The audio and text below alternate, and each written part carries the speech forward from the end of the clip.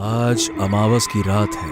बिहार के एक छोटे से गांव का किसान राधे श्याम अपने खेत से घर की ओर लौट रहा था। दरअसल आज होली की रात है और किसी ने राधे श्याम को यह कह दिया था कि उसके खेत में नील गायों का झुंड घुस आया है। बेचारा राधे श्याम अपने खेत को बचाने के लिए सीधा खेत की ओर दौड़ पड़ा, पर वहां पहुंचकर उसे समझ में आया कि लोगों ने उसके साथ मजाक किया था। अरे दिन भर होली खेलने के बाद अच्छा खासा सो रहा था टांगे फैला के। दही बड़ा और पुआ के मस्त सपने भी आ रहे थे। ये जाने कौन हल्ला कर दिया कि हमारे खेत में जानवर घुस आए हैं। हम भागे भागे यहाँ आए तो देखो, ससुरा एक कुकुर तक नजर नहीं आ रहा। ससुरा पता नहीं काहे हम इन गांव वालन की बातन में आ गए। हाँ, कौनो बात नहीं, आज जाने दो, लेकिन कल सुबह एक एक की खबर लूंगा। बहुत दिन से देख रहा हूँ, हमेशा हमको बुड़बक बनाते रहते हैं ना सब कोई। अब और नहीं, कल सबको बता दूंगा कि राधे श्याम भी का चीज है। ससुरा। राधे श्याम खुद से बातें करता हुआ चला जा रहा था। थोड़ा आगे जाने पर बरगद का एक पेड़ आया। बरगद का ये पेड़ लगभग 100 साल पुराना था। इस पेड़ की शाखाएं काफी दूर तक फैली थीं। राधे श्याम के बरगद के इस पेड़ के पास आते ही अब तक शांत बह रही हवा अचानक से तेज हो गई। बरगद के टूटे सूखे पत्तों के सरसराहट की आवाज ने राधे श्याम का ध्यान खींचा। अरे ये ससुरा अचानक से हवा कैसे तेज चलने लगी? अभी रात में कहीं आंधी तूफान ना आ जाए। जल्दी जल्दी चलता हूँ। इधर राधे श्याम ने आंधी का नाम लिया और उधर आंधी आ ही गई। राधे श्याम घबरा गया। अरे बाप रे बाप, अभी कौन सी नई मुसीबत आ गई। चलो चलो अपने बरगद बाबा की शरण में जाते हैं, अब उन्हीं का सहारा है। बाप रे बाप, अरे रे रे रे रे रे रे। राधे श्याम भाग के तुरंत बरगद के पेड़ के नीचे आ गया। उसे लगा कि इस वक्त बरगद का पेड़ ही उसके लिए सुरक्षित रहेगा। जैसे ही आंधी रुकना थमेगी और वो वहां से चला जाएगा। पर राधे श्याम गलत था। उस तेज बहती आंधी में जहां हवा चीख रही थी, वहां एक आवाज और गूंजी। वो आवाज किसी औरत की थी। उस आवाज में एक अजीब सा दर्द था। वो औरत कराहते हुए राधे श्याम का नाम ले रही थी। राधे श्याम, राधे श्याम। राधे श्याम चौंक गया। ये ससुरा, ये आधी रात में, इतनी रात गए कौन औरत मेरा नाम ले रही है? मेरा कान तो नहीं बज रहा कहीं। अरे रे रे रे रे रे, ये कौन औरत आ गई रे? वो आवाज धीरे धीरे इतनी तेज हो गई जैसे कोई राधे श्याम के कानों के पास बोल रहा हो। राधे श्याम अब सचमुच घबरा गया। अरे ये क्या तमाशा है भाई? कौन है? कौन है रे? हे भगवान, कहीं कोई चुड़ैल, कहीं कोनो डायन तो नहीं है? नहीं नहीं नहीं नहीं नहीं नहीं, ये हमारा भ्रम होगा। अरे हमारा भ्रम होगा ये। हाँ, कहीं पुआ में भांग तो नहीं मिला दिया था रे? ये हमको क्या हो रहा है? तभी उस औरत की चीख निकली और वो चिल्ला उठी। क्या कहा तूने? मुझे क्या कहकर बुलाया? डायन? तेरी हिम्मत कैसे हुई मुझे डायन कहने की? राधे श्याम को अब यकीन हो गया कि कोई भटकती आत्मा उससे बात कर रही है। डर के मारे उस आंधी में भी उसके पसीने छूटने लगे। अरे नहीं नहीं नहीं नहीं नहीं नहीं, अरे नहीं नहीं नहीं नहीं, हम तो बस यूं ही कह रहे थे। हम काहे कहेंगे डायन किसी को? देखिए, अब कोई दिख ही नहीं रहा है तो कोई भी इंसान साधारण तौर पे क्या कहेगा? बताइए, आप ही बताइए भला।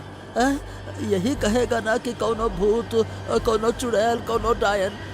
देखिए, पर हमने आपको देख कर तो नहीं कहा ना। राधे श्याम, तुम लोगों ने ठीक नहीं किया मेरे साथ। मैं सारे गांव से बदला लूंगी और उसकी शुरुआत तुमसे होगी। अरे अरे हम कहाँ किए हैं समझ ही नहीं आ रहा है। हम तो चुपचाप अपने खेत गए थे जानवर भगाने, खेत में कोई जानवर नहीं दिखा। अब अपने घर ही जा रहे हैं तो आप मिल तो गई हैं, लेकिन यहाँ भी कोई दिख नहीं रहा है। ये सब क्या हो रहा है मेरे साथ? अरे अरे अरे अरे अरे अरे अरे अरे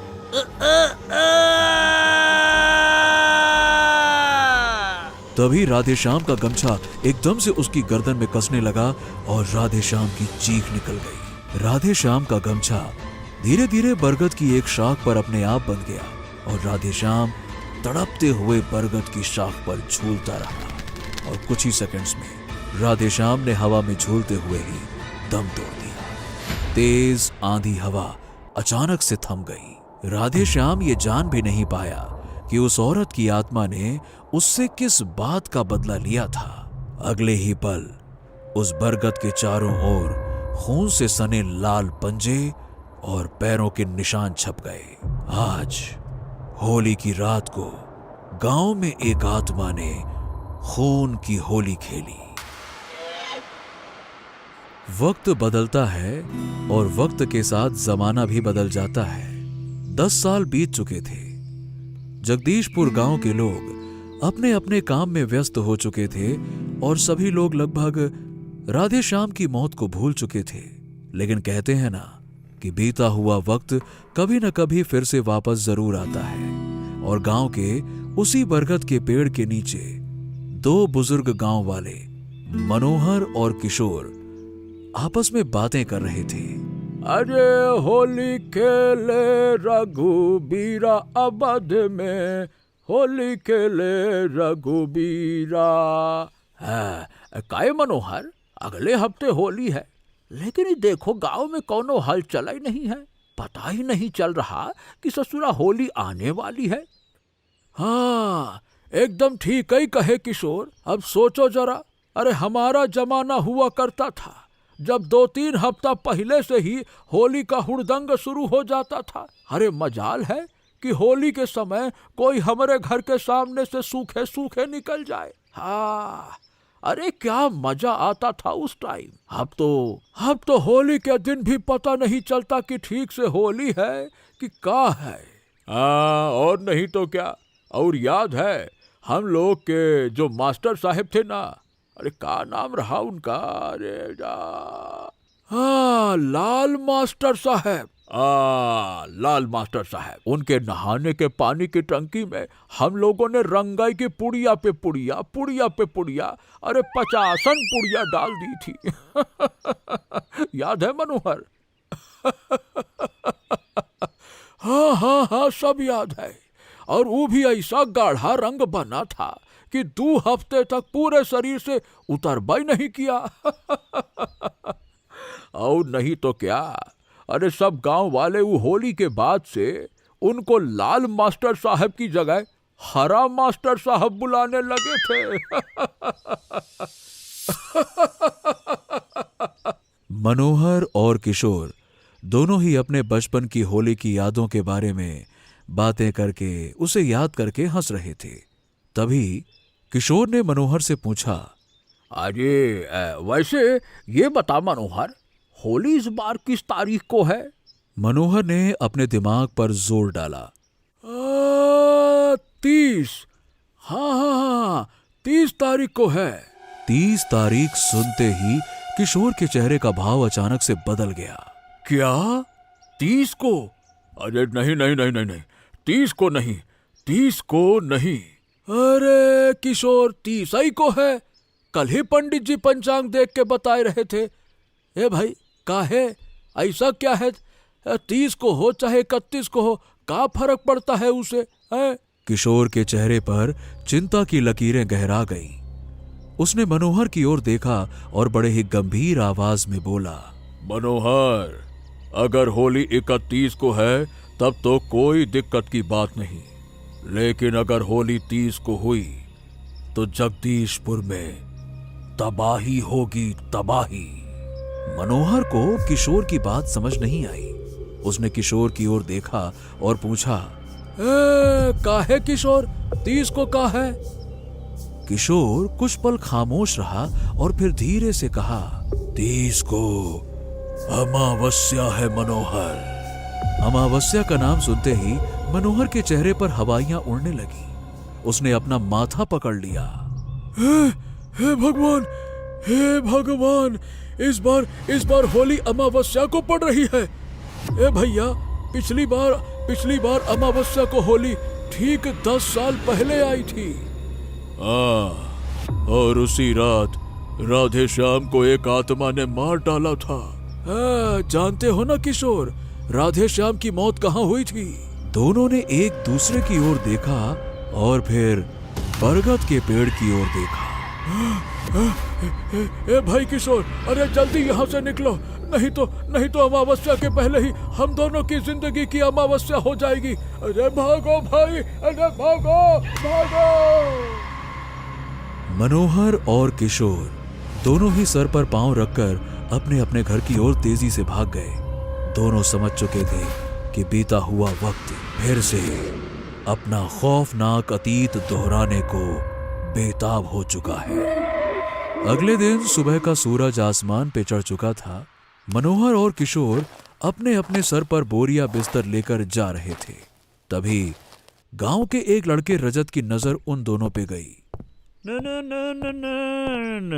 अरे ए मनोहर चाचा, ओ किशोर चाचा, क्या ये बोरिया बिस्तरा सर पे रखकर कहाँ चल दिए भाई आप दोनों? अरे रजत बेटा, तुम भी यही करो, इसी में भलाई है तुम्हारी और हम सब की। हाँ। अरे ये कौन सी बात हुई चाचा, जरा ठीक से तो बताइए। हम कुछ समझे नहीं, काहे हम करें और आप काहे कर रहे हैं? हाँ, तो इस बार बेटा होली अमावस्या को पड़ रही है, मतलब इस बार किसी न किसी की मौत होगी, वो आत्मा फिर से वापस आएगी। मैं तो कहता हूँ बेटा, तुम चले जाओ, बम्बई वापस चले जाओ बेटा। इस बार होली की छुट्टी बम्बई में मनाओ। अगर जिंदा रहना चाहते हो तो चले ही जाओ बेटा, चले जाओ। अरे चचा, क्या बात करते हो? अरे हम तो कहते हैं मेरे साथ आप दोनों भी बम्बई चलिए। अरे फिल्म लाइन में हिट हो जाइएगा। आप दोनों का जोड़ी ना बहुत कॉमेडी करता है। अरे बेटा, ऐसा है, तुमको जो ठीक लगे सो करो। हम दोनों तो जा रहे हैं और अब होली के बाद ही लौटेंगे। बड़े बुजुर्गों का बात मानोगे तो खुशी रहोगे। और हाँ, होली तक उस बरगद के पेड़ से दूर ही रहना, बाकी तुम्हारी मर्जी बेटा। हाँ। अरे छोड़ो ना चाचा, दुनिया चांद पर पहुंच गई है और आप लोग अब भी भूत प्रेत में अटके हो। अरे कोई भूत प्रेत आत्मा नहीं होता है। होली की रात को ना चाचा, मैं इसी बरगद के पेड़ के नीचे आऊंगा और यहीं सो जाऊंगा, और अगले दिन पूरा गांव देखेगा कि मुझे कुछ नहीं हुआ है, तब मानेंगे सब लोग। हाँ। मनोहर और किशोर ने रजत की बात का कोई जवाब नहीं दिया। वो दोनों बस चुपचाप गांव से चले गए। रजत भी उन दोनों की बातों को हंसी में टालकर अपने घर वापस लौट गया। देखते देखते होली भी आ गई। रजत ने अपने दोस्त के साथ खूब होली खेली और होली खेलते खेलते शाम कब बीत गई पता ही नहीं चला। तभी रजत का एक दोस्त उसके पास भागता हुआ आया। अरे जल्दी चलो, रजत। अरे रजत, हे रजत, जल्दी चलो, जल्दी अपने घर जाओ। अरे घर? अरे आराम से। क्या हो गया मेरे घर को? वहां तो ताला लगा है और चाबी मेरे पास है। अरे तुम्हारे घर के बाहर ना लाल रंग के पंजे के निशान पड़े हैं। गांव भर में हल्ला हो गया है कि आज अमावस्या को आत्मा तुम्हारे पीछे आएगी। गांव के लोग उसे डायन बुला रहे थे, डायन। अरे क्या बकवास करता है, क्यों झूठ बोल रहा है? ये बता, भांग तो नहीं पी लिया है ना? हैं? कितने गिलास पिया, बता, कितने गिलास? अरे नहीं भाई, अगर तुम्हें यकीन नहीं हो रहा तो तुम खुद ही जाके देख लो ना, जाओ देख लो। रजत ने आओ देखा न ताओ और फौरन अपने घर की ओर तेजी से भागा। रजत जब घर पहुंचा तो उसने पाया कि उसका दोस्त सच कह रहा था। वाकई में उसके घर के दरवाजे के बाहर लाल रंग से सने पैरों और हाथ के पंजों के कई सारे निशान बने हुए थे। बाप रे, ये ससुरा, इतने सारे लाल रंग के पंजे के निशान आए कहाँ से? समझ गया, ये सब मेरे दोस्त की शरारत है। होली के लाल रंग को खून बनाकर ये हमको डराना चाहते हैं। इन्हें क्या लगता है कि मैं इन लोगों की तरह जाहिल हूँ? अब तो आज रात में पक्का उस बरगद के पेड़ के नीचे सोऊंगा, तब इनको पता चलेगा कि कोई भूत प्रेत चुड़ैल ऐसा कुछ होता ही नहीं है। नहीं तो।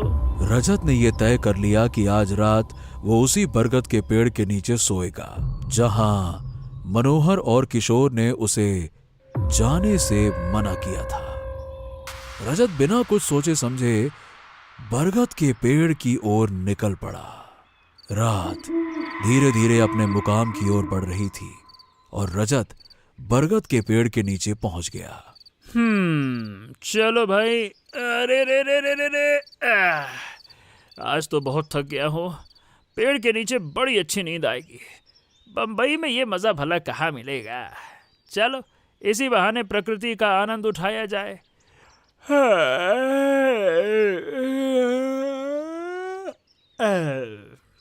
रजत अपना गमछा बिछाकर वहीं सो गया। थोड़ी ही देर में वो नींद के आगोश में चला गया और खर्राटे मारने लगा। अब देखा जाए तो सब कुछ ठीक चल रहा था और तभी आधी रात हुई और जगदीशपुर में चल रही हवा धीरे धीरे तेज होने लगी। देखते ही देखते तेज हवा आंधी में तब्दील हो गई। बरगद का वो पेड़ जोर जोर से हिलने लगा। पेड़ के टूटे हुए सूखे पत्ते हवा में पागलों की तरह नाचने लगे।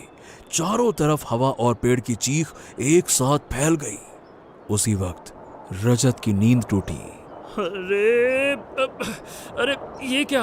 हाँ, ये क्या? अचानक से आंधी कहां से आ गई?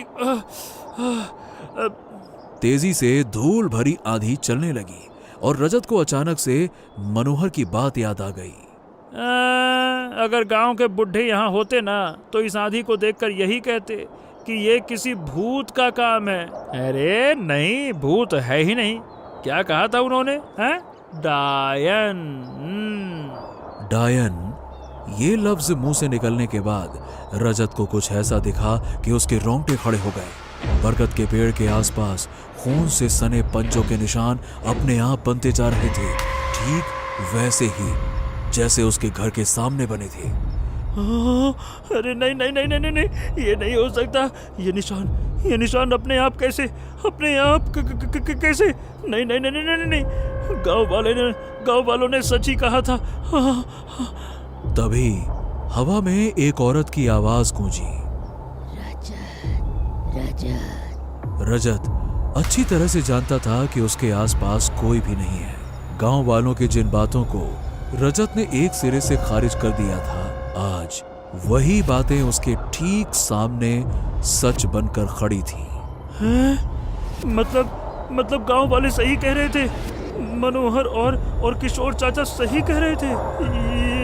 ये खून के निशान और आवाज उसी डायन की है।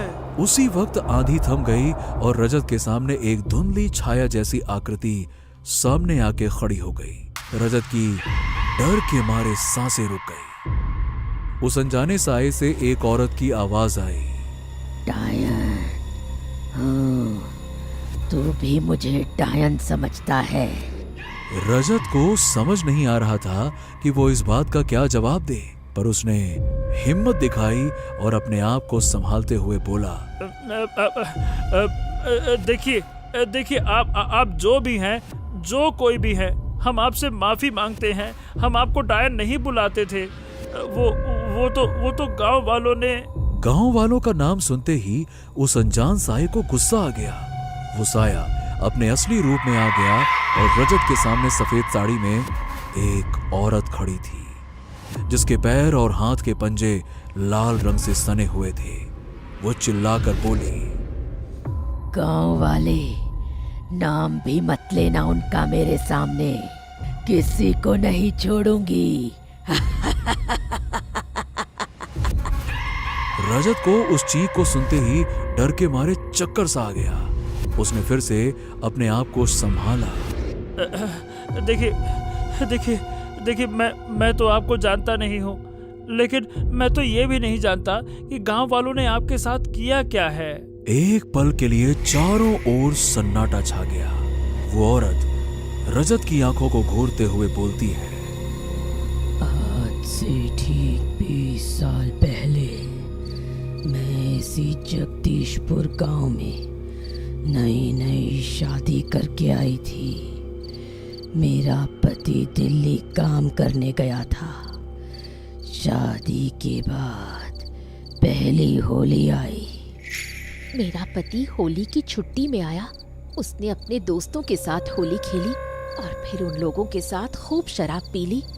शराब के नशे में वो घर आया। वो दरवाजे पर ही गिर पड़ा। अरे इतनी कहाँ पी ली आपने? हाथ दीजिए अपना। पीता नहीं हूँ मैं, थोड़ी थोड़ी पिया करो, थोड़ी थोड़ी। अरे वो क्या है कि मैंने पी नहीं है, मुझे दोस्तों ने पिलाई है। हाँ, मैं उनको किसी तरह बिस्तर पर लेकर आई, पर तभी उनको खून की उल्टी हुई। मैं डर गई। मैंने चिल्लाकर गांव वालों को बुलाया, पर उस रात सब नशे में चूर थे। मेरी मदद के लिए कोई नहीं आया। मैं अकेले दौड़कर गांव के इकलौते डॉक्टर के पास गई, पर वहां भी ताला बंद था। डॉक्टर शहर गया हुआ था। होली की उस रात को मेरा पति खून की उल्टी करते करते मर गया। उस आत्मा की आवाज अचानक से भर्रा गई। रजत को भी उस औरत के लिए बहुत बुरा लग रहा था, पर अब वही आत्मा फिर से गुस्से में आ गई। उस रात सिर्फ मेरा पति नहीं, बल्कि गांव के 5 लोग और मरे थे। उनके मरने की वजह थी जहरीली शराब, लेकिन गांव वालों ने बजाय पुलिस के पास जाने के मुझ पर इल्जाम लगाया। देखो भैया देखो, शादी हुए जुम्मे 4 महीना भी नहीं हुए, खा गई ये डायन सबको। हाँ, बिल्कुल ठीक कह रहे हो भाई। आज अमावस्या की रात है और मेरे दादी ने कहा था कि अमावस्या की रात को डायन किसी न किसी की बलि जरूर देती है, और ये वही डायन है। इसके आने से पहले कभी भी किसी की शराब पीने से मौत नहीं हुई थी। और उसके बाद पूरे गांव ने मान लिया कि मैं डायन हूँ। और आज अमावस्या की रात मैंने सबको जादू टोना करके मार डाला और उनकी बलि दे दी। लोगों ने अचानक मुझ पर पत्थर चलाना शुरू कर दिया। मैं जान बचाने के लिए भागी। मैं सर से पांव तक लहूलुहान हो चुकी थी। मुझे लोगों ने इतनी जोर से मारा कि मैं रेंग रेंग कर चल रही थी, और अंत में इसी बरगद के पेड़ के नीचे मेरी मौत हो गई। गांव भर में मेरे खून से सने पैरों और पंजों के निशान छप गए, पर अगले दिन गांव वालों ने उसे भी धो दिया। रजत सर झुकाए चुपचाप खड़ा रहा। वो उस औरत से नजर नहीं मिला पा रहा था। क्या हुआ रजत? अब नहीं बुलाएगा मुझे डायन? हाँ? रजत ने धीरे से अपनी नजर ऊपर उठाई और उस औरत की तरफ देखकर कहा, देखिए, मैं समझ सकता हूँ कि जो हुआ वो माफी के लायक नहीं था, मगर इस बात को 20 साल हो चुके हैं। अब गांव के लोग बदल गए हैं। लोग अब इन सब बातों को नहीं मानते। इसलिए आप भी सबको माफ करके भूल जाइए ना। रजत की सब भूल जाने वाली बात पर उस औरत की आत्मा जोर जोर से हंसने लगी। क्या कहा तूने? भूल जाऊं? अपनी उस बेरहम मौत को भूल जाऊं जिसकी वजह से मेरी आत्मा इस गांव में सदियों से भटक रही है। कुछ भी नहीं भूली मैं। अपनी आत्मा का बदला लूंगी मैं। हर वो होली जो अमावस्या को आएगी, मेरी ये तड़पती आत्मा जगदीशपुर गांव से किसी न किसी की बलि जरूर लेगी। यही इस गांव का प्रायश्चित है।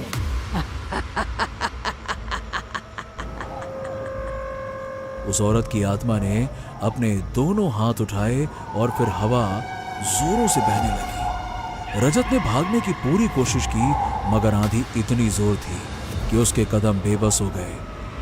जितना भागोगे रजत, उतनी ज्यादा दर्दनाक मौत दूंगी तुम्हें।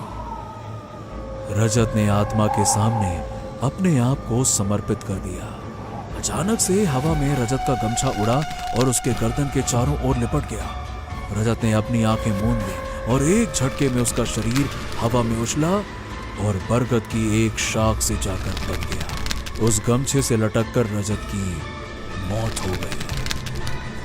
20 साल बाद उस औरत की आत्मा ने जगदीशपुर में फिर से खेली खूनी होली। कैसी लगी आपको ये खौफनाक और रोमांचक कहानी? नीचे कमेंट करके जरूर बताइए। और अगर आपको ये कहानी पसंद आई तो लाइक, शेयर और भूतनाशक पार्टी को सब्सक्राइब करना ना भूलें। हर शुक्रवार हम लाएंगे एक नई हॉरर स्टोरी, तो तुरंत बेल आइकन को दबा दें ताकि ऐसी ही हैरत अंगेज कहानी आपसे कभी छूट ना जाए, क्योंकि डरोगे तभी तो आगे बढ़ोगे।